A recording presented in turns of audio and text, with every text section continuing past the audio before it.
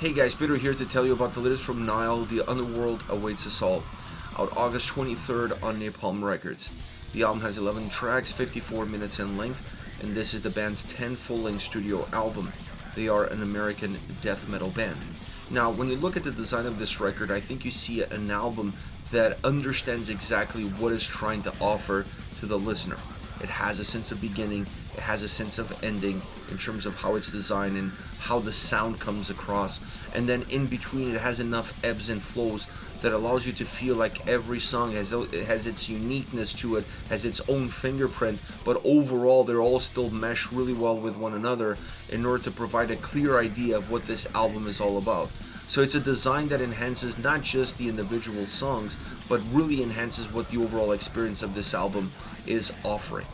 Now, as far as the sound is concerned, I think this album offers great quality because it allows you to see all of the different layers, it allows you to see all of the different textures of all of the different elements. For as brutal, for as heavy, and for as thick as it is at times, it's not an album that feels or sounds dense.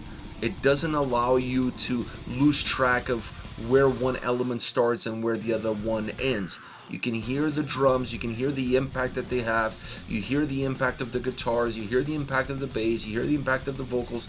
Everything has its own lane. It's a record that sonically, it's well crafted, well presented, well produced, every element having its own space, allowing them to interact with one another in order to create that big size, in order to create that sense of brutality, but having their own lanes allow them to also have not just forward and upwards movement, but also having lateral movement. When you listen to the album, you're going to find that very quickly. The way the guitars move from side to side, the way they move upwards and forwards, super dynamic with a lot of life, very rich in the sound that they provided with a clear impact into the direction of this record. But even the drums, normally more static, normally more in one place with one idea, with one thought process, and then just changing that thought process slightly, but staying continuously and focused on where they need to be. On this record, they have a lot more movement. They feel more mobile, they feel less static, they feel less stagnant. They have a little bit more of an ability to almost match the movement of the guitars to a certain extent without losing any of the heaviness that they need to provide. The sound of the drums on this record really enhances the overall quality, and it gives room for the guitars to be even more powerful, even more dynamic, even more technical, because this is an album that really uses the technical side of the band's sound to define ebbs and flows within the tracks and therefore within the overall record experience. The only element of the sound that I thought was underused is the bass. Not that you don't hear it, not that it doesn't have an impact, but I felt like in certain tracks the use of the bass for a certain level of darkness that could have been that could have elevated the atmosphere of the songs would have been greatly appreciated to be more defined. You hear it quite a bit throughout the record, and when you hear it, you see that darkness coming through. You see the definition of that atmosphere becoming a little bit more clear, and I think there was room for more of it throughout the entire album. Would also match really well with the technical side of the record, and not only depending on the guitars for the technical side, they could have used the bass almost as an equivalent to it, making the album even richer sound-wise. But all around, the sound is well crafted, well put together, making this album super engaging to listen to and very rich and very powerful as well, as are the vocals. The vocals on this record have the ability to feel connected with the songs, feel connected with the sound, and really help define some of the ebbs and flows that are so important for an album like this.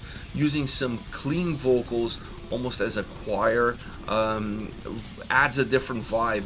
It brings in that darkness that sometimes is lacking from not having the bass creating that impact.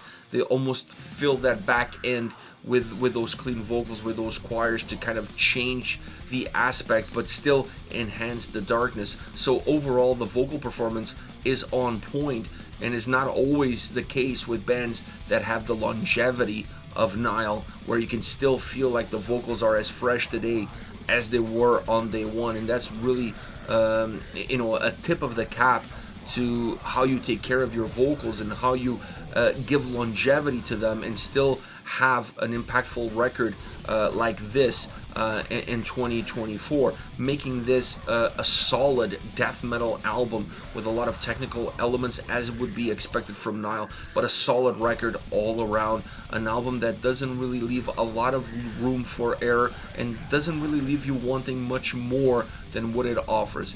It's a great sounding album, an album that has a lot of great ideas, that puts forward great song structures, that changes a few tracks here and there to make you scratch your head a little bit, offers some new perspectives, but it still feels like Nile through and through. Now, as far as favorite songs are concerned, I want to start off with Overlords of the Black Earth. The guitar sound on this song is excellent, from the more heavier side of the track to the more penetrating side of the guitar sound, creating this internal combustion within the song walls. That lateral movement that I was speaking about earlier is really clear to see on a song like this. The drums also help define that lateral movement because at times they are part of it. Excellent vocal performance. The clean vocal choirs once again adding that sinister dark vibe where perhaps the bass is lacking. Those vocals come in order to enhance that atmosphere, but even on a track like this you still get to hear the bass quite a bit. Has a great bass tone. It's just not necessarily adding darkness here, it's just adding an underlying grooviness. So there's a lot to be said about a song like this with a lot of moving pieces, but it feels very complete at the end of the day. Next we have Under the Curse of Zoth the One God. This song, Under the Curse of the One God, is a really interesting song because it has a faster pace, but just because it has a faster pace, it doesn't lose its technicality. And sometimes when you have faster songs, they tend to become a little bit more narrow just because of the speed that the track has, just because of the way the track flows. Under the Curse of the One God feels like it's a lot wider than what it would be expected based on how the song is presented. Now, the technical side of the song, I believe, is what's making the song feel a little bit wider, is what's expanding the track and giving it more fluidity, adding more elements to it. The vocals also help define a lot of the moments within this song, and I really like the overall vocal performance on this track. I feel like it adds great quality. Now, the other interesting thing about this song is that the first 2/3 of the track are very compact in terms of that speed, in terms of that technicality, in terms of what they offer. It never really deviates. But then the last third of the song changes completely. It becomes a more folk, shaman essence sound, and even vocally, it's a track that goes from being your prototypical technical death metal song to becoming almost a folk song that goes into a more spiritual realm, breaking completely apart from that first 2/3. Really interesting way of closing the track. Last but not least, Doctrine of Last Things, a more methodic song, a song that takes its time, takes its thought process with it. Impressive drum sound all around. I love the way the guitars come across. I love the technicality of the guitars on a track like this.